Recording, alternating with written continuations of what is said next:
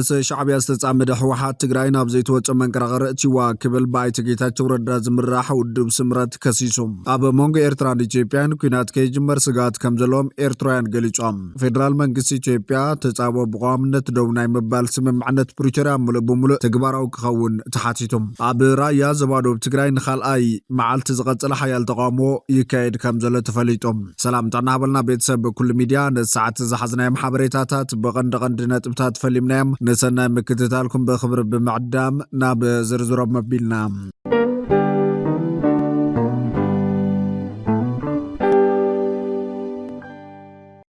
مس شعبي استعمر حوحات تجراي ناب زيتو تمن قراقره تشوا كبل بايت ጌታቸው ረዳ ዝምራሕ ውድብ ስምረት ከሲሱ በኢዶነኑ مس ስርዓት ሻዕብያ ተሻሪኹ ድሕር ደጊም ትግራይ 360 ዲግሪ ኣይትኸበብን ያናበለ ፀረ ህዝብን ፋሺስታዊ ተሓሳስባን ተላፊኑ ትግራይ ናብ ዘኸፈት ፀገም መንቀራቀረ ትሽዋ ይርከብ ክብል ውድብ ዲሞክራሲያዊ ስምረት ትግራይ ስምረት ገሊጾም እቲ ውድብ ነዚ ገለጸ ንህሉ ኩነታት ትግራይ መልኪቱ ሎሚ ኣብ ዘውፀ መግለጺ ውድብ ስምረት መራያ ድሕረትን ጉሕለትን ክብል ዝተቆሰ ሓይል مختنا حنششو عقمتا تجراي بطينو تجراي ناب مجد حنفشفش كتحلو زجبر جوجل دحر مفعل حزقون منجد كلكلة جوعزو بمقتال تجراي ناب أز يزخف عزقت المتا وجوعزو آتنا خير قتل لك بالوغيسم إذا جوجل بمختب زفت متفات أو حاتين متين ناب معدن مريت توافرو زكايد وزرفان جحلة كمون قالت زفت أمم جبنات تحت تنت كم زصعب بمسجع منجد سلام تحاسمو بهوت زيجات طلع كتاوت ناتنقصاص كم دركبون أفليتيم وجحت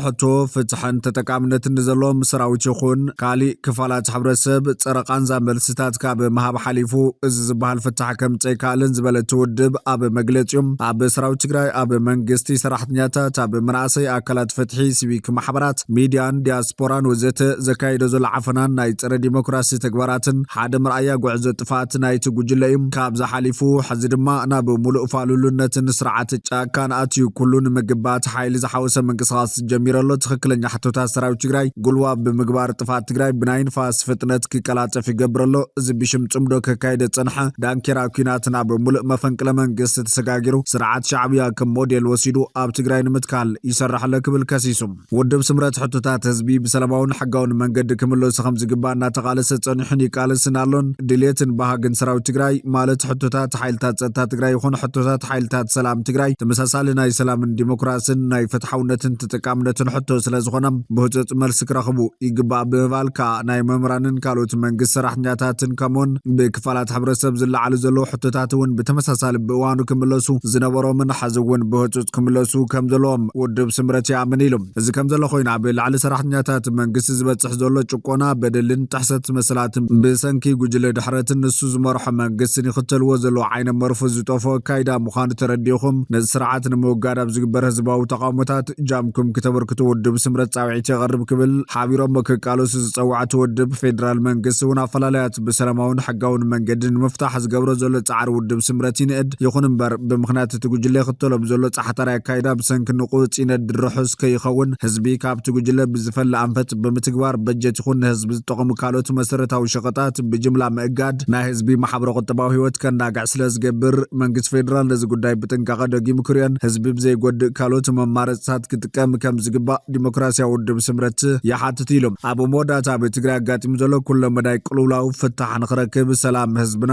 ናብ ንበር ክምለስ ሃለዋትን ድሕነትን ህዝብ ትግራይ ብዘላቅነት ክረጋገጽ ስምምዕነት ፕሪቶሪያ በሙሉነት ከተግበር በፍላይ ተፈናቀልትና ምርቦቶም ክምለሱ ዝተጀመረ ከይዲ ንኽቀላጥፍ ብድምር ሓቋፋይ መስጋገር መምሕዳር በህጹጽ ንኽመስረት ዝምልከተኩም አካላት በጽሒትኩም ክትጻወትን ድጋፍኩም ክትገልጹን ውድብ ስምረት ጻውዒት ይቅርብ መላእ ህዝብና በሐፈሻ ድሌት ለውጥ ድማ በፍላይ ነዚ ድሕር ጉጅለ ካብ እንግዳ ህዝብና ክለ ሓቢርኩምና ኩሉ መዳይ ቃልስ ንኽትገብሩ እናጸዋዕና ብትግራይ ዘለው ጸገማትን ይልዓል ዘለው ሕቶታትን ንምፍታሕ ዝግበር ምንቅስቃስ ካብ ውድብ ሓቢርና ከም ንቃልስ ክንገልጽ ንፈቱ ክብልውን ውድብ ዲሞክራሲያዊ ስምረት ትግራይ ስምረት ኣመላኺቶላ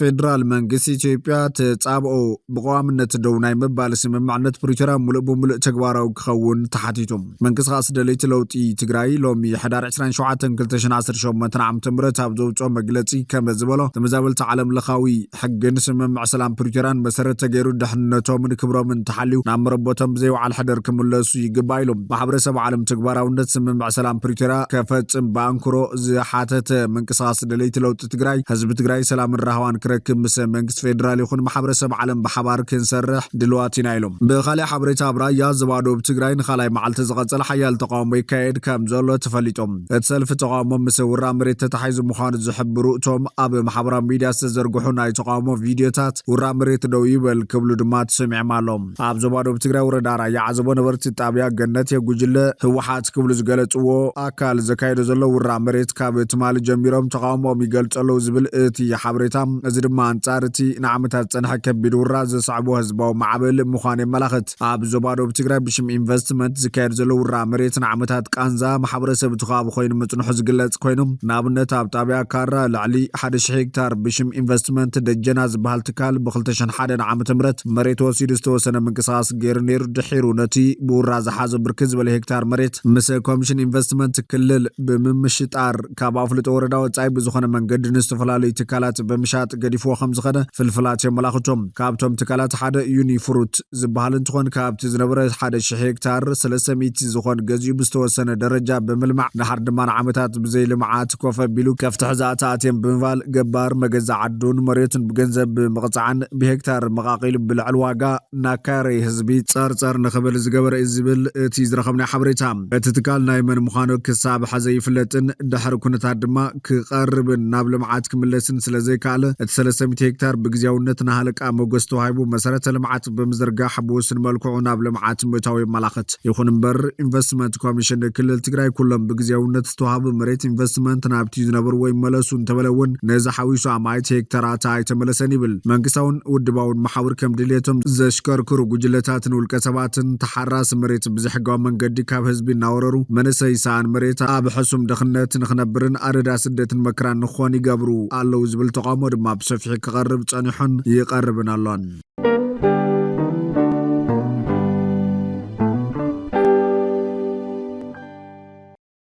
ኣብ መንጎ ኤርትራን ኢትዮጵያን ኩናት ከይጅምር ስጋት ከም ዘለዎም ኤርትራውያን ገሊፆም ኣብ ቀርኒ ኣፍሪካ ዝርከባ ክልቲአን ተቐናቐንቲ ሃገራት ኢትዮጵያን ኤርትራን ዳግማይ ብኩናትን ዓመፅ ኣብ ምልዓልን ኣብ ምክሳስ ተጸሚደን በምህላውን ናብ ኩናት ከይኣትዋ ስጋት ከም ዘለዎም ኤርትራውያን ምሕባሮም ኤኤፍፒ ይሓቢሮላ ተወልደ ሽሙ ንድሕነቱ ዝተቐየረ ኣብ ዝሓለፈ ደባዊ ግጭታትን ኩናት ትግራይን ሰዋገ ነባሪ ኣስመራ እንትኾን ኩናት ከብቅዕ ይደሊ ከም ዘሎ ገሊፆም ኩናትን ተተላዒሉ ብዙሓት ቆልዓ ኣቦ ዘይብሎም ክተርፊኦም አዴታት ሰቡተን ወለድ ድማ ደቀን ክስነን ኢሎም ኢትዮጵያን ኤርትራን አንጻር ትግራይ በዝወፈሮ ኩናት ንሓድሕደን ካብ ዝካሰስ ዓመታት ተቆፂረን እኳ እንተነበራ ድሕሪ ስምምዕ ሰላም ፕሪቶሪያ ግን ዝምድና እናተበላሸወ መፅዩ ዝብል እቲ ጸብጻብ ኤርትራን ኢትዮጵያ ወደ ዓሰብ ክትሕዝ መደበለ ዋይላ ተኸስስ ሚኒስተር ጉዳያት ወጻኢ ኢትዮጵያ ግዴን ጢሞቴዎስ ቦጎና ብቀረባዋን ኤርትራ ብኢትዮጵያ ዕጡቓት ብምሕጋዝን ላላውነት ብምድፋርን ትዕግስቲ ኢትዮጵያ ትፍትኖላ ኢሉ ከሲስዮም ኤርትራን ኩናት ብንጥፈት ትዳሉላ ክብል እውን ወሲኹም ማሕር ዝተባህላ ብኩናት ትግራይ ዝተዋገ ኤርትራዊ ወታደር ነበር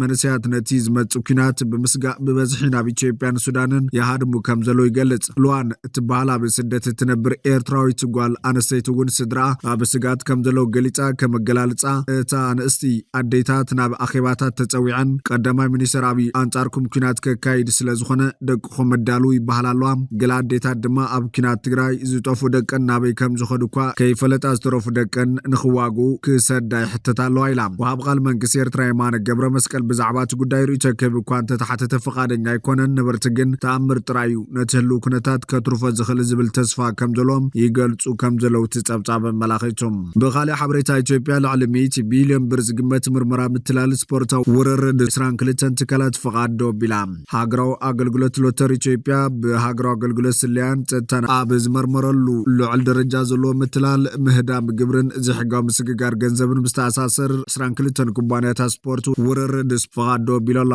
ሃገራዊ ኣገልግሎት ሎተሪ ኢትዮጵያ ኣብ ዝሃቦ መብሪ እቲ ምእጋድ ካብ ሃገራዊ ኣገልግሎት ስልያን ጸጥታን ብዝረኸቦ ሓበሬታ መሰረት ከም ዝኾነ ገሊጾም እቲ ምእጋድ ብመሰረት ዝምልከቱ ኣዋጅ ከም ዝተፈጸመ ዝገለጸ ኣገልግሎት ሎተሪ እቲ ፍቓድ ንህዝባዊ ሰላምን ሃገራዊ ድሕነትን ኣብ ሓደጋ ዘእቱ ወይ ድማ ምትላል ዘጠቓልል ገበናዊ ተግባር ዝውዕል እንተኾይኑ ፍቓድ ክስርዞ ወይ ከቋርጾ ስልጣን ዝህብ ዓንቀጻት ሓዊሱ መምርሒ ፍቓድ ውርርድ ስፖርት ኣጊደሎም እቲ ትካል እተን ዝተኣገዳ ኩባንያታት ስፖርታዊ ውርርድ እቲ ዝካየድ ዘሎ ገበናዊ ምርመራ ክሳብ ዝዛዘም ከም ዘይንቀሳቐሳ ብምግላጽ እቲ ምርመራ እናሰፍሐ ምስ ከደ ተወሳኺ ኦፕሬተራት ዕላማ ክኾኑ ከም ዝኽእሉ ጠንቂቖም እዚ ዝኾነሉ ምክንያት ድማ ሃገራዊ ኣገልግሎት ስልያን ጸጥታን ልዕሊ 100 ቢልዮን ብር እቶት መንግስቲ ብምጥፋእ ዝተጠርጠሩ ወነንቲ ትካላት ውርርድን ተሓባበርትን ኣብ ከይዲ ከም ዝኣተው ድሕሪ ምግላጽ እዩ ኣብዚ ሕዚ እዋን 24 ጥርጡራት ኣብ ትሕቲ ከይዲ ከም ዘለው እቲ ኣገልግሎት ሓቢሮም ብመሰረት ኣገልግሎት ምርመራ ኣብቲ ዓውዲ ሰፊሕ ዘይስሩዕነት ከም ዘጋጠመን እዚ ድማ ምህዳም ግብሪ ብዘይ ፍቓድ መንቀሳቐስ ከምኡውን ዘይሕጋዊ ብኢንተርኔት ውርርድ ንምምችቻው ዓለም ለኻዊ መድረኻት ምጥቃምን ይርከብዎም ብተወሳኺ ሓያሎ ፍቓድ ዘለዎን ኩባንያታት ምዝጉብ ኣብያተ ጽሕፈተን ገዲፈን ሓቀኛ ቦታ ንሓብአን ኣለዋ እቲ ዘይሕጋዊ ገንዘብ ንሽበራን ዕጡቓት ጉጅለታት ንምድጋፍ ከምኡውን ንመረበባት ዘይሕጋዊ ምስግጋር ንምሕጋዝ ዝዓለመ ምዃኑ እውን ይግለጽ እዩ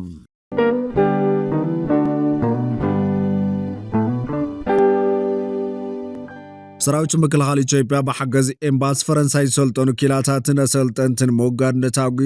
ኣጽዋረ መሪቑን ወፍረ ዳልዩ ቢሮ መከላኸል ምፍንጃር ነታጉ ሓይልታት ምክልኻል ፌደራል ምስ ኤምባሲ ፈረንሳይ ብምትሕባር ሰልጠኑ ኪላታት ምውጋድ ነታጉን ኣሰልጠንትን ምፍንጃር ነታጉን ደረጃ 2 መሪቐላ ብመሰረት ሓበሬታ ሓይልታት ምክልኻል ኢትዮጵያ ኣብ ኢትዮጵያ ወተሃደራዊ ኣታሽ ፈረንሳይ ኮሎኔል ሰባስቲያን ፐልሲየር ኤምባሲ ፈረንሳይ ምስ ቢሮ ምውጋድ ነታጉ ምክልኻል ኣብ ሓያሎ ፕሮጀክታት ክሰርሕ ከም ዝጸንሐ ኣመልኪቶላ እቲ ስራሕ ምውጋድ ነታጉ ንኢትዮጵያ ዓብዪ ገዳስነት ዘለዎ ዓውዲ ስለ ዝኾነ ደገፎም ኣጠናኺሮም ከም ዝቕጽሉ ኣረጋጊጹ መንግስቲ ፈረንሳይ ዝሃቦ ስልጠና ኣብቲ ዓውዲ ወሳኒ ተራ ስለ ዘለዎ ኣገልግሎት ስጉምቲ ነተግቲ ሕብራት ሃገራት ዝህቦ ደገፍ እናተጠናኸረ ከም ዝቕጽል ኣብ ኢትዮጵያ ዳይሬክተር ኣገልግሎት ስጉምቲ ነተግቲ ሕብራት ሃገራት ማዳም ተሬዛ ኣይዛባ ኣረጋጊጻላ ኣብ ቤት ጽሕፈት ተግባር ነተግቲ ሓላፊ ትምህርትን ስልጠናን ሌተናል ኮሎኔል መርሃብት ኣብ ዘቕረበ ጸብጻብ በቶም ሰብ ሞያ ክልስ ሓሳባውን ተግባራውን ስልጠና ከም ዝወሰደ ረጋጊጹ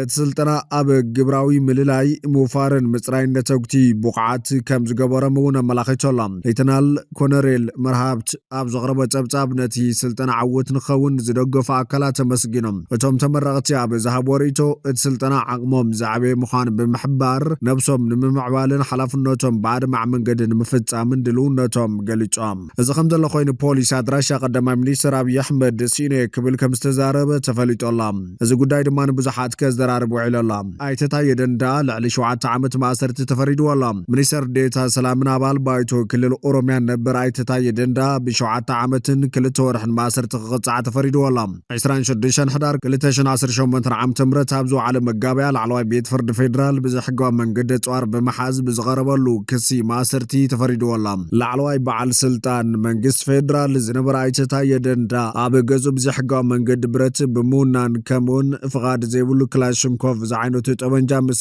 ሳጥያይታ ኣብ ገዙ ብምሓዝ ተኸሲሱ መሰኻኽር ተኸሳሲ ቀዳማይ ሚኒስትር ኣብይ ኣሕመድ ከንቲባ ከተማ ኣዲስ ኣበባ አዳነች ኣቤቤ ኣምባሳደር ብናልፍ አንዳሎም ምክትል ኮሚሽነር መላኩ ፈንታ ሚኒስትር ልምዓት ከተማን ትሕተ ቅርጽን ጫልቱ ሳንዮም ነይሮም እንትኾነ ኣብ ቤት ፍርዲ ቀሪቦም ምስክርነቶም ክህቡ ዝኽኣሉ ኣምባሳደር ብናልፍ አንዳሎምን ኮሚሽነር መላኩ ፈንታን ጥራዮም ንቀዳማይ ሚኒስትር ሓዊሱቶም ካልኦት መሰኻኽር ፖሊስ ኣድራሾም ስለሳንኮ ናይ መቕረቢ ወረቐት ክህቦም ይከኣልኩን ከም ዝበለት ሰሚዓላ ጠበቓ ኣይተታየ ንቢቢሲ ኣፋን ኦሮሞ ኣብ ዝሃቦ ሓበሬታ ክስምዑ ዝግብኦም 3 መሰኻኽር መከላኸሊ ነይሮም ግን ኣይተሰምዑን ኢሎም ጠበቓ ተኸሳሲ ኣይተበራ እቶም ዝተረፉ 3 መሰኻኽር መከላኸሊ ምስክርነት ዘይምቕራቦም ነቲ ፍርዲ ልዑል ኣበርክቶ ከም ዘለዎ ገሊጾም ንውሳነ ቤት ፍርዲ ነኽብር ኢና ጥራዓን ግን ነቕርብ ኣለና ኢሎም ዓቃቢ ሕጊን ተኸሳሲ ኣይተታየ ደንደኣ ኣብ ገዙ ብዝተረኸበ ዘሕጋዊ ጽዋር ክከራኸሩ ጽንሑ ኮይኖም ኣብ እዋን ክታዕ ድማ ዓቃቢ ሕጊ 2 መሰኻኽር ኣቕሪቦም ታየ ንቤት ፍርዲ ኣብ ዝሃቦ መግለፂ ብሰንኪ ዝነበሮ ናይ ጸጥታ ስጋት ዕጥቂ ክወሃቦን ምክትል ኮሚሽነር ፖሊስ ፌደራል ሓቲቱ ምንባሩ ንቤት ፍርዲ ረድዮም ሽዑት ኮሚሽነር ዕጥቂ ንክወሃቦን ኣብ ቤት ጽሕፈት ቀዳማይ ሚኒስትር ደብዳቤ ክጽሕፍ ከም ዝሓበሮ ኣዘኻኺሩ ብድሕሪ ነቲ ሽዑ ሚኒስትር ሰላም ዝነበረን ሕዚ ኣብ ኣሜሪካ ኣምባሳደር ኢትዮጵያ ዝኾነን ብናልፍ አንዳሎም ደብዳቤ ክጽሕፈሉ ከም ዝሓተቶ ንቤት ፍርዲ ወሲኹ ረድዮሎም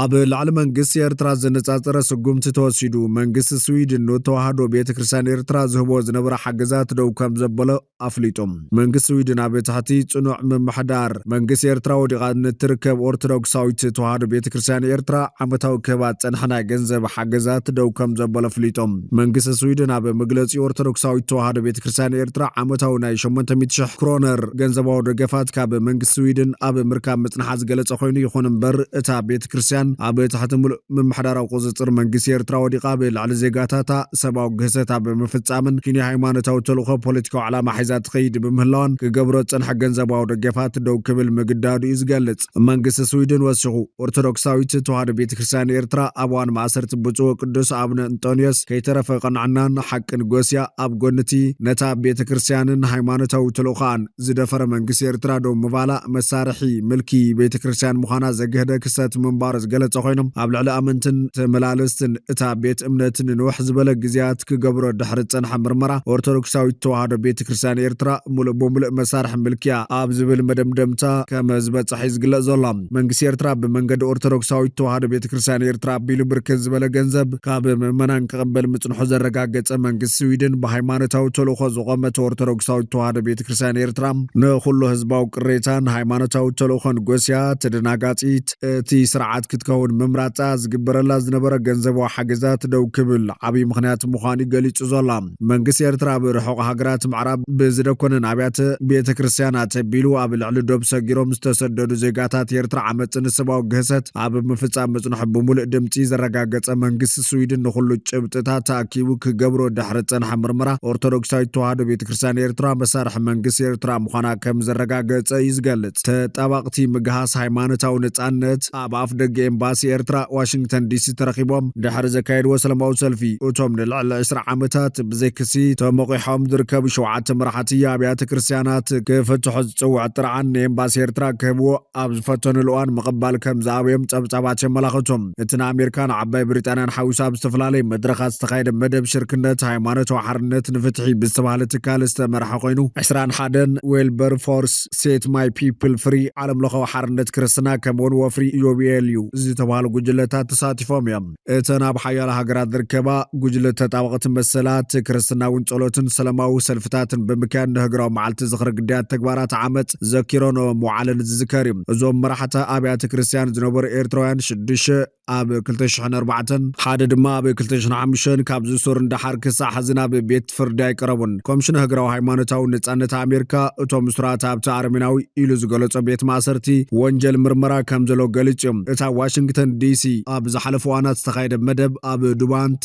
ሰርክል ፋውንቴን ተኣኻኺቦም ናብ ኤምባሲ ኤርትራ በእግሮም ድሕሪ ምጉዓዝ ጸሎትን ዝተፈላለዩ ምድረታትን ኣስሚዖም እዮም ብድሕሪኡ ኤልዊን ካብ ዓለም ለኻዊ ሓርነት ክርስትና ነቲ ብጉጅለ ተጣበቕቲ መሰለ ሃይማኖትን ውልቀ ሰባትን ዝተፈረመ ጥርዓን ንኤምባሲ ኤርትራ ክትረክብ ኣብ ዝፈተነትሉ ከም ዘይተቐበልዋ ዘክርስቲያን ፖስት ሓቢሩ ነይሩ እቲ ደብዳቤ ነቶም መራሕቲ ኣብያተ ክርስቲያን ሕማቕ ኣተሓዛ ይግበረሎም ከም ዘሎ ብምጥቃስ እዚ ተግባር እዚ ኣንጻር ቅዋም ኤርትራ 1997 ቻርተር ኣፍሪካ ማለቱን መሰላት ውልቀ ሰባትን ህዝብታትን ከምኡውን ህግራዊ ውዕሊ ሲቪላውን ፖለቲካውን መሰላት ምዃኑ ይገልጽ ኣብቲ መደብ ቃል ዘስምዐት ዳይሬክተር ህዝባዊ ርክባት 21 ዊልበር ፎርስ ሎኣን ሳባቴር ኤምባሲ ኤርትራ ነቲ ጥርዓን ደብዳቤ በኣካል እኳ እንተዘይተቐበልዎም ብኢሜይል ክለኣኸሎም ምዃኑ ሓቢራ ነይራ እቲ መደብ ሙሉእ ብምሉእ ብዓለም ለኻውያን ትካላት ዝተዳለወ ኮይኑ ኣብ ማሕበራዊ መራኸብታት ብዛዕባ እቲ መደብ ድሕሪ ምንባቦም ክልተ ኤርትራውያን ኣመንቲ ኦርቶዶክሳዊት ተዋህዶ ኣብቲ ሰላማዊ ሰልፊ ተሳቲፎም እዮም ኣብ ኣሜሪካ ንልዕሊ 40 ዓመታት ዝተቐመጠ ፕሮፌሰር ኣርያ ደበሳይ ንዘክርስቲያን ፖስት ኣብ ዝሃቦ ቃል ኣብ 2000 ምስቶም ጉጅለ 13 ዝበሃሉ ምሁራን ኤርትራውያን ኮይኑ እቲ ሃገር ብዘይ ቋምን ብሓይልን ትምራሕ ከም ዘላን ብሕጊ ክትግዛእን ኣብ ዝፅውዕ ደብዳቤ ክታሙ ስለ ዘንበረ ናብ ዓዱ ካኣቱ ከም ዘይከኣለ ገሊጹ ምንባር ይዝከር እዩ ኣብ ኤርትራ ሃይማኖታዊ ነጻነት የለን ብሰንኪ ሃይማኖታዊ እምነቶም ስደዱ ዘለዉ ኣዝዮም ብዙሓት እዮም እዚ ንቅዋም ዝጻረር ጌጋይ ክኸውን ድማ የብሉን ክብሉ ብዙሓት ይገልጹ ንኣስታት 20 ዓመታት ኣብ ኣሜሪካ ዝነብር ሃይለ ተስፋይ ናብ ዓዱ እንተኸይዱ እንታይ ሳዕብን ከም ዝመፀ ስለ ዝፈልጥ ክኸይድ ኣይክእልን ይዝብል ኣብ ኤርትራ ናይ ሃይማኖት ይኹን ናይ እምነት ናጽነት የለን ንኹሉ መንግስቲ እዩ ዝቆጻጸሮ ኣብ ኩለን ሃይማኖታዊ ትካላት ድማ ምትእትታዊ መንግስቲ ለይሉ ነዚ ኣብ ግምት ዘእተወ ዝመስል መንግስቲ ስዊድን ንተዋህዶ ቤተ ክርስቲያን ኤርትራ ዝህቦ ዝነበረ ሓገዛት ደው ከም ዘበሎ ብዕለ ኣፍሊጦላ